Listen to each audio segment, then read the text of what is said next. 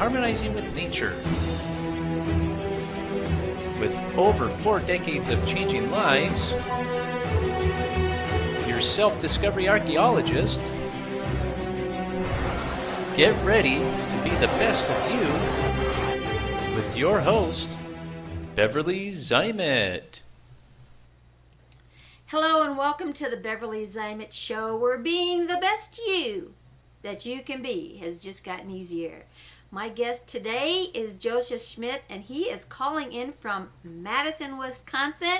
And does he have a great story to share today? Welcome, Joseph. Thank you, Beverly.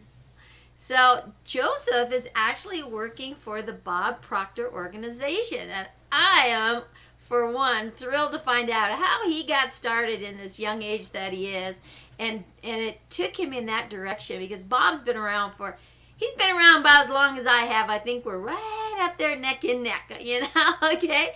So, and I have followed Bob's stuff for years, and it's been such great confirmation for me listening to him. I never get tired of listening to him, and every time I do, it's like, oh yeah, I forgot about that. Good idea, right? And I take notes on it. So he's just been a very powerful mentor for me, and just a beautiful soul that goes way back in the beginning and being pioneers in all of this. It's amazing. So Joseph, share with us, how did you find Bob Proctor? What got you into, his work and the personal development, and then also in actually going to work in the organization? This is going to be fascinating.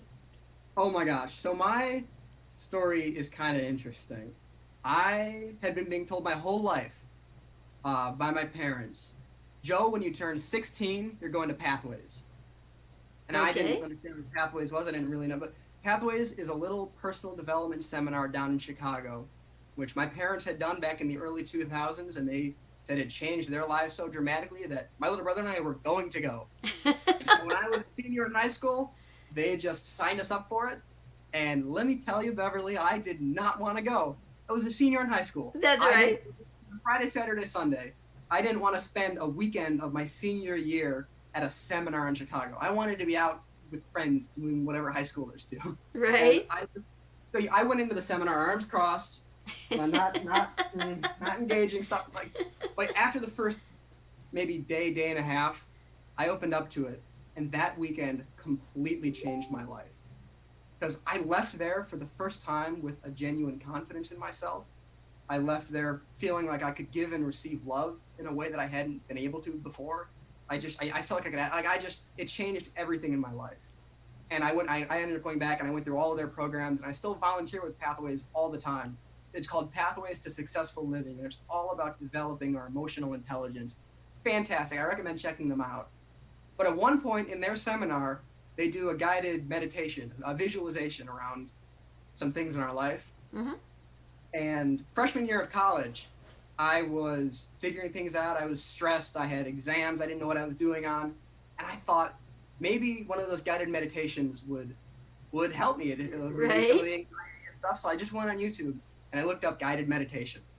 And I started listening to guided centerings and meditations and visualizations. And now that starts recommending other spiritual type videos. And then eventually what popped up on my YouTube recommended watch list, Bob Proctor, Law of Vibration. Ooh, right.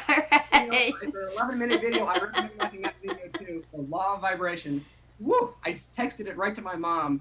I think you'll like this. It's very Pathways-esque. And I watched all of their YouTube videos and I fell in love with it.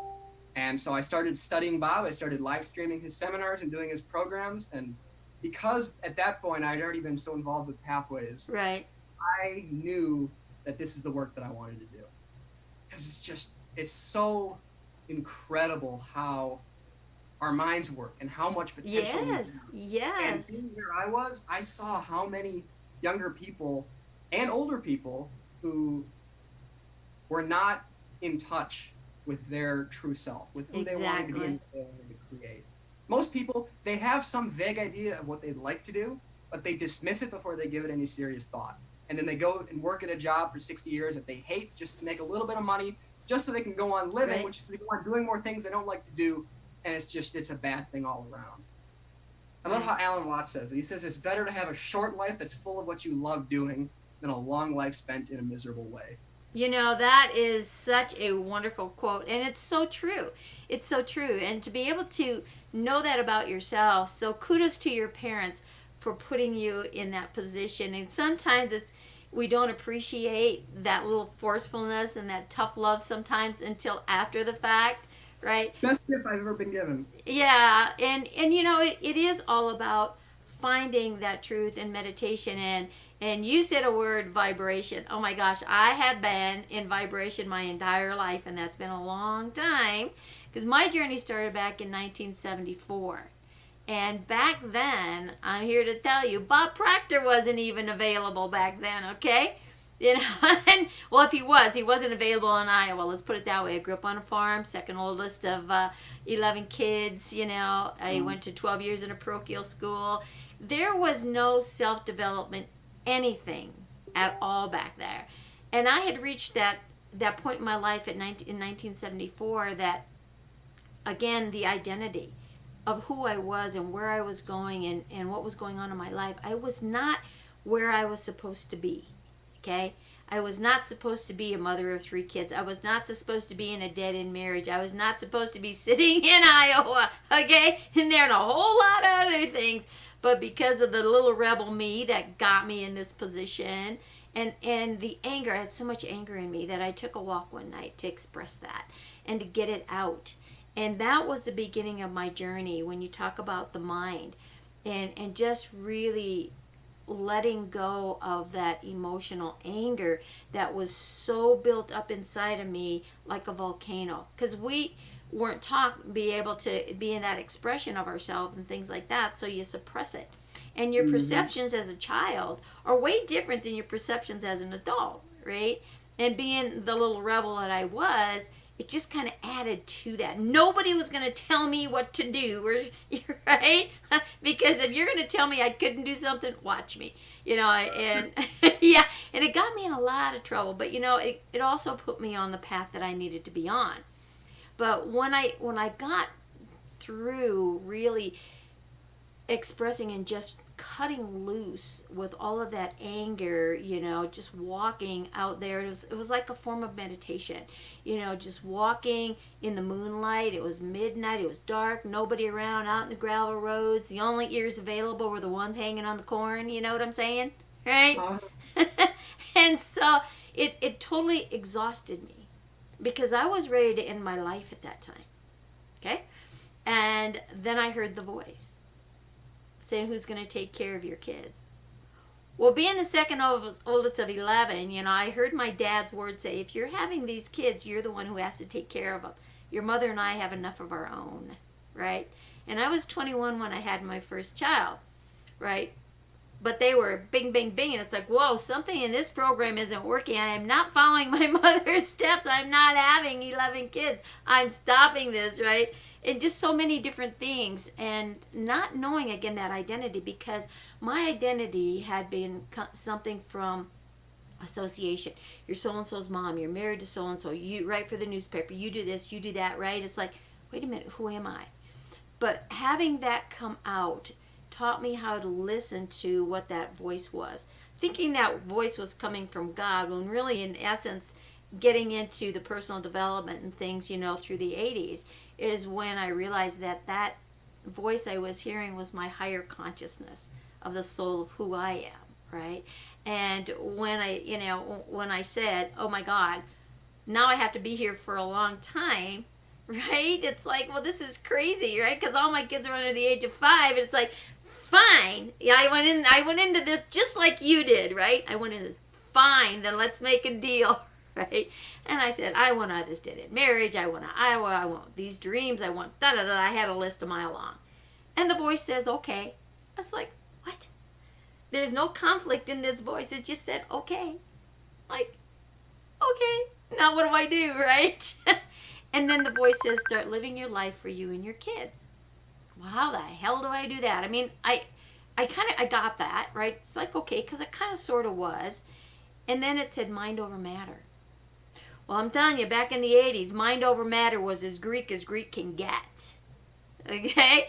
And so I had been intuitive all my life, right? I knew things. I was picked on being little. I fought through my whole childhood, right? From being small and being picked on and teased and everything. So I had that fight back, but I knew things and I didn't know how I knew them. And I could instigate. Oh, was I an instigator, right? But that was my intuitiveness, and it was my way of getting even, but it kept that. It was nobody got damaged or hurt, but at the same time, it kept that intuition, that knowing there.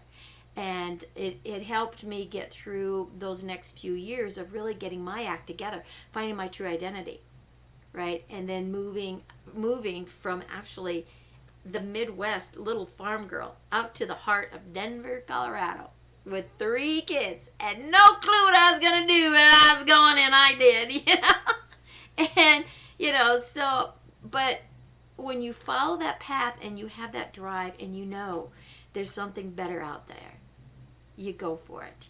And, so, and I did, and my life totally changed. But the biggest aha moment was that night when I surrendered. I got the anger, I surrendered. And I started really paying attention to that inner voice of who I am. And then Silva Mind Control really helped me to understand what my intuition was. And then coming into Bob Proctor, was like, wow, everything that he said and did made so much sense because it's the things that I had been doing. Not knowing that it had a name or a form or whatever, and then different mentors, came on. So to know that Bob's work is still relevant, and it is, the teachings that he's doing and the teachings that I do, kind of really go side by side. I go more into the depth of the emotional things because it was that emotion that drove me, that anger that I was releasing is also what fueled my desire to find the real me and make it to where I was in life. And that's part of that mindset that Bob teaches.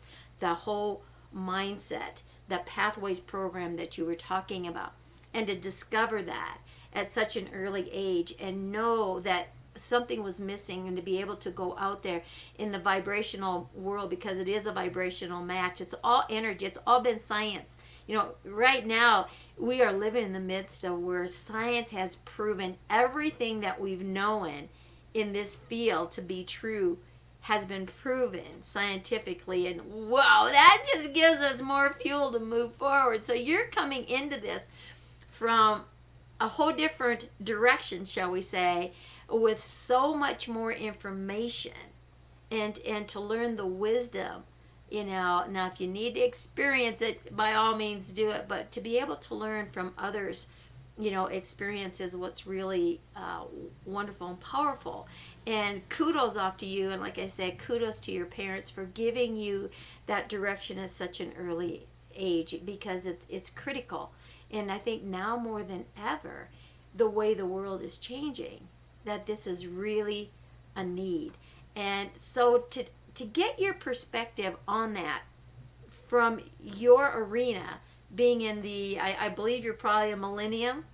Correct me if I'm mistaken. I don't even know. I think I'm just technically between millennial and Gen Z. I had another gal on the other day, and she used that other word too. And it's like, let's put it this way: you're under the age of 30, so that I know, right? I can tell. Yep. So whatever it is, again, it's a label. But so from your perspective, and coming from the age that you are, because you're brilliant and you see it, and you look at your peers, and you also look at kids your own age and those that are coming up not that far below you, is to give them that direction and that focus and what to do. And especially now, coming out of this quarantine situation, because the world we know it is definitely not anywhere resembling what it was a few months ago. No, things are changing. Eric Hoffer, he said that in times of rapid change, the learners will inherit the earth, while the learned find themselves beautifully equipped to deal with a world that no longer exists. Yeah. And we're moving into a new world, and the old ways of doing things aren't going to work anymore. No, they're not. They're not. So what's your suggestion in this new world? What's going to work in the new world? Say VR, virtual reality, because I'm in it. I think the first thing is people just need to sit down with themselves and figure out, what do I want? What do I love to do? I love how Bob says it. Our purpose here on earth is to do what we love. Yes. Bob one time asked his mentor, Earl Nightingale. He asked him, what's the big secret? What's the big deal? And Earl said, there's no big secret. It's just a matter of figuring out, deciding on what you love to do, and then dedicating your life to it. Mm-hmm. But then the problem is people think, oh, well, I couldn't earn any money at that, or oh, I don't have the connections or enough talent, or blah. People come up with all these excuses. That's right. You're either making money or excuses, right? Exactly. Like when we think about something that we want to do, our mind immediately starts to tell us all the reasons why we can't. Mm-hmm. And an awesome thing I've learned from Bob is to always flip that around and only think about how you can. Not why you can't, just how you can. What can I do right now to move me in that direction? And you'll start to get ideas. And when you start to act on those ideas, you get vibrationally in harmony with that idea of the dream you want to have in your life. And you start to unconsciously act like the person who has it. You start to notice things. You start to get ideas. And you start to attract energetically the things that are needed for the manifestation of your picture. It's beautiful how it happens. Yeah, and that's that vibrational match, that it has to be. So what are the variables in the vibrational match are those blocks. And again, it's the things that you've put from your database of information as a child that's gotten stuck in your cell memory that's on autopilot. Mm-hmm. And so it's removing it, and that's one of the why I went the direction that I did, is to help eliminate. And how do you get that old cell memory out of there and put the new in? So I developed a little system that's 5 steps. First off, you got to recognize that, hey, Houston, we got a problem, right? And then you got to recognize, Houston, that, the problem is the truth because it's all that I knew back then, right? Because if you don't recognize it as the truth as it was created, the conflict, your subconscious will never let it go because it has to be right. And it's on that automatic pilot. But when you tell it it's right, it's okay, it's going to listen. And that's the communication of the 3 consciousnesses of self.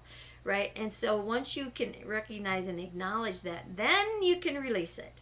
Now you can let it go, create the void, and put the new database of truth of information in there. It's like what you were saying, now you've got that positive direction that you're focusing on to create the vibrational match. That the old program was saying, no, you can't. No, you can't. No, you can't. Yes, I can. Yes, I can. No, you can't. Yes, I can. No, you can't. Yes, I can. Right? So you eliminate it because now the subconscious is going to say, yeah, go for it, because it's behind you, right? Instead of the conflict. And that's getting to know the identity of the truth of who you are by letting go of all of that old stuff, right? And and 95% of that old stuff that has attached to it, because all thought is magnetic, isn't even yours. It's not even yours. So, we're just picking up the reflections from other people and our environments, and then we're just unconsciously acting on it. Yeah, and that's that magnetic. Again, that's vibration, right? It's the flow of that energy, and it attaches. And then when you replace it, then you can embrace that as being your new truth, and life changes.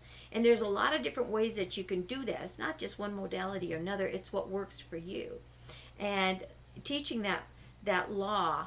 Because there are laws in energy. The law of attraction, the law of prosperity, the law of, it's all understanding the science of the vibration of it and what has to take place so that it works. It's just like this show, right? For you and I to connect, I'm sitting here in New Mexico right now. You're sitting in Madison, Wisconsin. There had to be a vibrational connection through the Zoom link, through the computer links, to get to here, through the internet links. So there's a lot of mechanical things, a lot of vibrational, a lot of frequency that has to happen to make this come in place. It's no different when you're manifesting something from the mind, in the belief, and turning it into matter, the object, right? And that's what Bob's training is all about. So it is. The training that I work with as part of working with Bob's organization is called Thinking into Results. Oh, I like that. That's really great. It all starts with thought. Yes. And, so again, if you think you're right, you are. If you think you're wrong, you're right. Right? Yeah. I think I mean, that. I've got a colleague in Germany named Catherine Weishaupt, and she says whatever you believe is true. If you believe it's going to be hard, it's going to be hard. Yes. If you believe you easily attract money in business, then you will easily attract money in business. That's right. There was a wise man who said, what the mind can conceive and believe, it can achieve. Same difference, right? It's what you focus on is what you get. So And all of agree. these things are the same. You just different words, right? Uh-huh. Yeah. It's so cool. It is so cool. When you get it, you got it. And that kind of goes back, that reflects back to what that cell memory is on that autopilot, right? Understanding and knowing what that belief is, that false truth. But you got to recognize it, that it was the truth when you created it. Now you're creating something different to replace it. And it has to have that. To remove the old so that the new can come in. Right? And it's really wonderful to see, your position and where you are in your age, to be able to have that and be able to share that with your peers, like I said, and those that are around you, and how that reflects, because we are in an extreme in the world, and now is the time for that awakening. Share with the audience what your views are on exactly what does that mean, the awakening. Because the awakening started probably when you were maybe just the thought, or maybe just an afterthought because you were here for a few years, right? Because it's been going on for a long time. There's been that talk of the awakening. And now, more than ever, I think this, for me, is the epitome of what awakening really means, because it's opening up to the truth of who we are as an identity, as a soul, right? So what is your view? Share with the audience how you see that and where you see it going. Well, what I think of as the awakening that you're referring to is people are realizing that we're creative beings. And they're realizing that they don't want to spend their entire lives doing work that they don't want to do to earn less money than they deserve, to go into unhappy relationships so they can retire and die a couple years later. People are realizing they don't want that. And people are starting to learn, my gosh, I got this, I want to start this business, or I want to travel, or I want to learn how to take good pictures, or I want to start a nonprofit. People have these ideas about what they want. Right. And people are waking up to the fact that, you know what, this is my life and I'm going to do something about it. So when somebody says, okay, Joseph, what is it you're doing about your life? What is it that you're turning your life into? What do you tell them?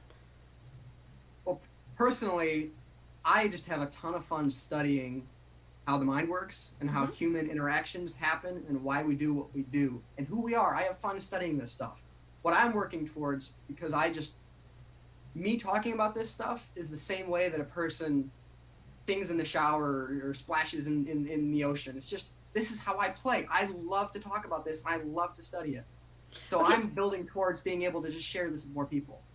So when you say how people interact with each other, that interaction has come to a really abrupt halt. So where do you take what you're doing now in that interaction? Because you've observed it, obviously, and now it's shifted. So how would you advise the audience out here to respond to that, to interact? What is that new discovered, shall we say, untouched interaction in your eyes going to look like? Well, I think the biggest thing right now with the physical distancing is just that people are kind of forced to get in touch with themselves a little bit. I know people who, they've got hobbies they haven't touched in years, and now that they got a little bit more free time at home, they're tapping into that, and they're starting to learn more and have fun. Some people, they don't have the distractions of other relationships that might be a little bit toxic and that they're not getting pulled into because of their unconscious programming, and they're spending their time learning who they are and stepping into their truth. I think the biggest thing that's happening right now is people are having a chance to figure out who they are. Mm-hmm. And you know, and it can go two ways, because a lot of time we don't like to see what's in there, right? Absolutely, it's scary.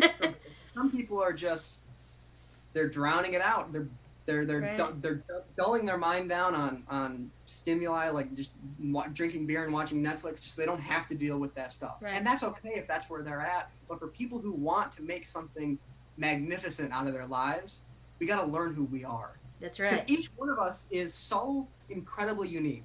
I've got a friend who, her company is doing a training for them where they took a strengths test. And I don't remember the exact one, but it takes like 50 different strengths and puts them in an order of your top one to your lowest one. And they say that to have the exact setup of strengths in the same order only happens once in every 300 billion people. Wow, that's a lot. Up until, I think I don't remember the exact date, but it's like 2050 or something. That is when there will have been 300 billion people who have lived. Oh my goodness. So, well, that makes you pretty... You read me a poem earlier about that uniqueness. Can you read that to the audience? I thought that was so beautiful. And who is the author of it? The author of this is James T. Moore, and it's called The One and Only You. Okay. It's in the beginning of one of Bob Proctor's books. And he says, every single blade of grass and every flake of snow is just a wee bit different. There's no two alike, you know. From something small like grains of sand to each gigantic star, all were made with this in mind, to be just what they are. How foolish then to imitate, how useless to pretend, since each one of us comes from a mind whose ideas never end. There'll only be just one of me to show what I can do, and you should likewise feel very proud that there's only one of you. That's where it all starts, with you, a wonderful, unlimited human being. Yeah, there's a key word right there, is an unlimited human being, okay? When we look at how we put ourselves in this comfort zone, now this comfort zone has been really banged and knocked and busted. I mean, oh my God, because we function habitually so much, and all of that came to a halt. So when you look at the predictability of a comfort zone, what you just read changes all of that. And the way the world has come, we are in an unpredictable world, which we always have been, but we had our own little predictability comfort zone that no longer exist. And as you mentioned, now we're starting to see, you know, who we are, what we want. We're trying to get back into some of this, you know, old dreams, old things. You know, if you got kids around, they're talking about certain things. There's just so much change that has happened. Change will happen no matter what, whether you go with or without it. But we're not in that routine of predictability.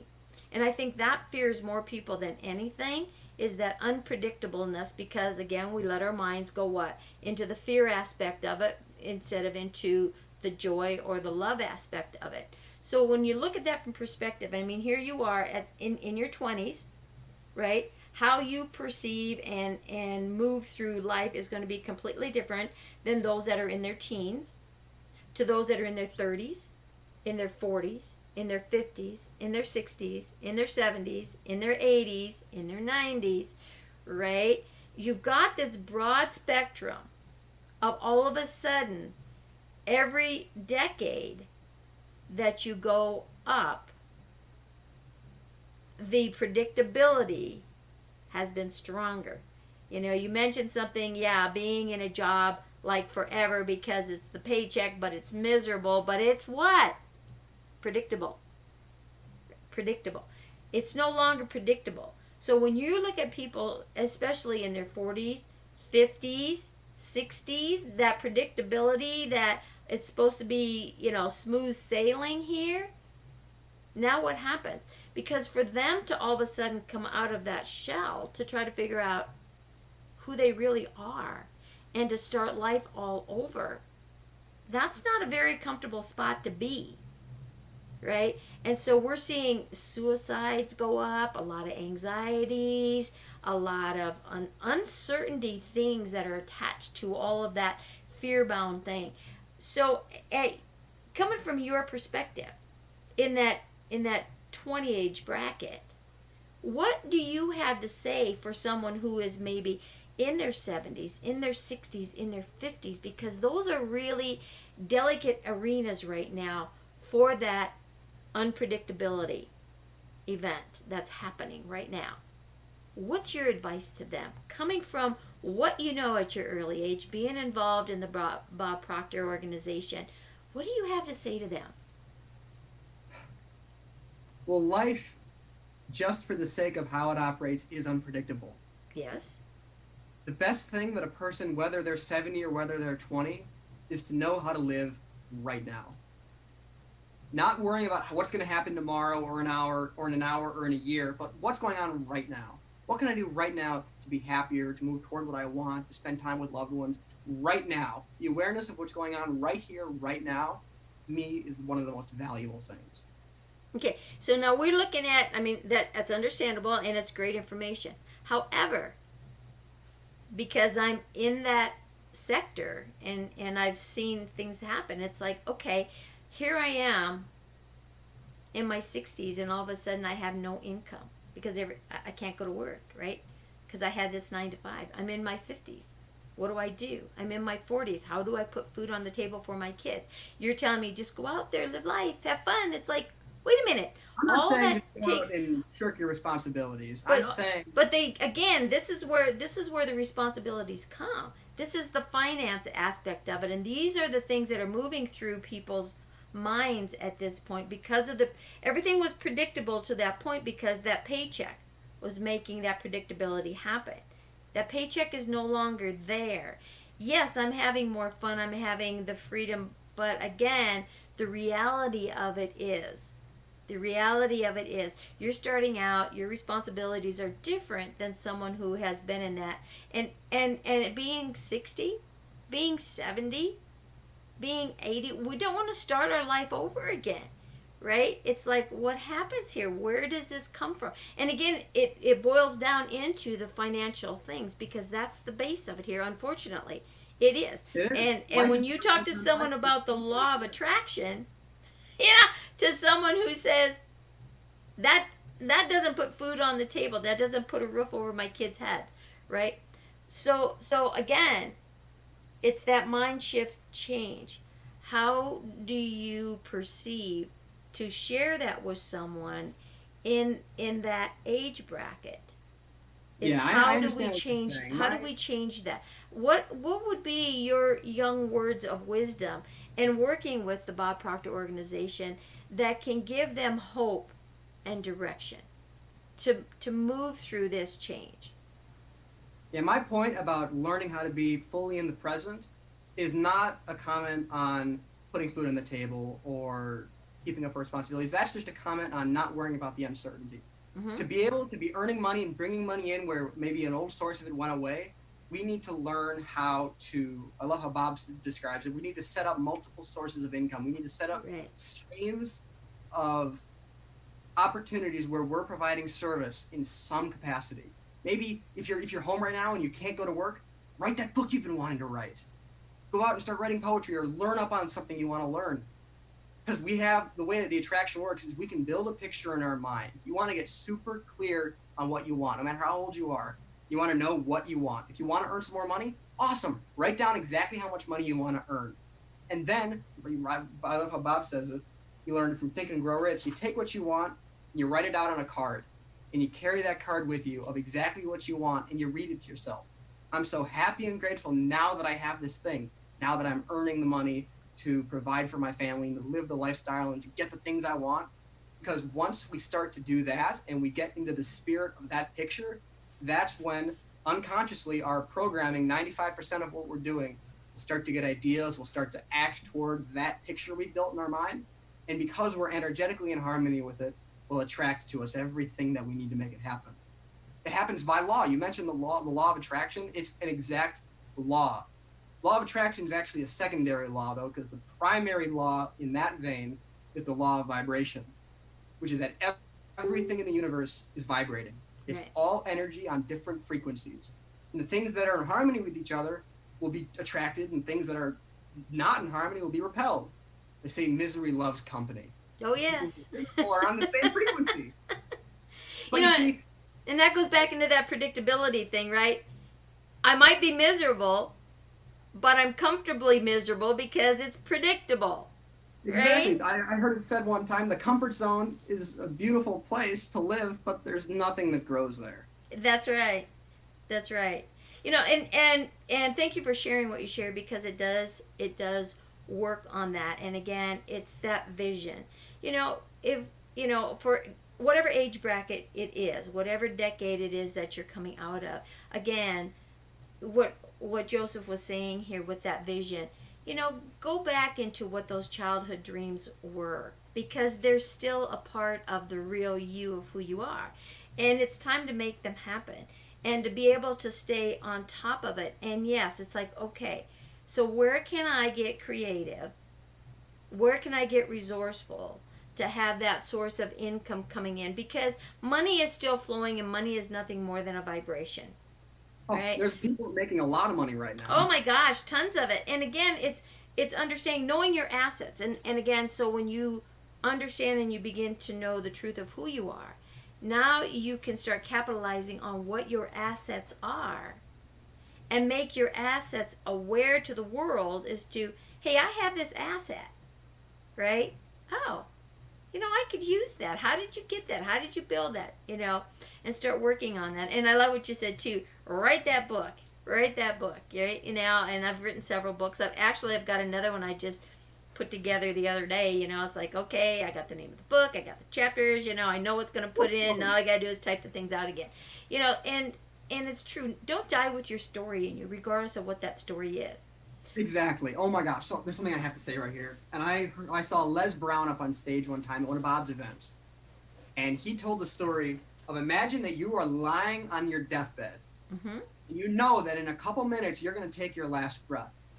And standing around you at the bed are all of the talents and the opportunities and the abilities and all the special things about you that you didn't act on. And they're standing around the bed looking at you like, why didn't you do something with us? Because now we're going to die with you. Woo. That's deep. That's a punch in the gut, young man. You know, I felt it out there. It's like, whoa, you stopped a lot of people in their tracks with that statement. And that is so true. I heard it said one time, when I die, I don't want to tiptoe into my grave. Right. I want to skid in sideways and go, holy shit, what a ride. That's right. That's right. And that's why the rebel me is still here, but she's working with more strategy than she is, I'm going to prove you wrong. You know? But again, it's part of that. And I want to reflect a little bit on what you just, on that comment that you just made. And it is so true. You know, to reflect, discover what your assets are, because every one of us has an asset. Every one of us has a story that can help someone else, right? You know, we all have something unique to add more life to the world. It really is. It really is. And someone is out there waiting for you to share that, to give them hope. To give them hope. Right? Mm-hmm. And so what are your assets? You know, and don't go, oh, I don't have anything. I'm not worth anything. I'm not. You know what? That's a false truth. Do you really believe that? Get honest with yourself. Lie to the world. Lie to the world. But stop lying to yourself. Right? Because when it boils down to, the only person you really have is you. You come in this world alone. You're going to go out alone. Right? But you don't have to walk the path alone. Because there are those that will help you along the way if you reach out. But the only way you can reach out is by reaching in. Mm-hmm. And okay, you're going to love this one. There's a quote that says, you have to do it by yourself, but you can't do it alone. That is so true. That's so true.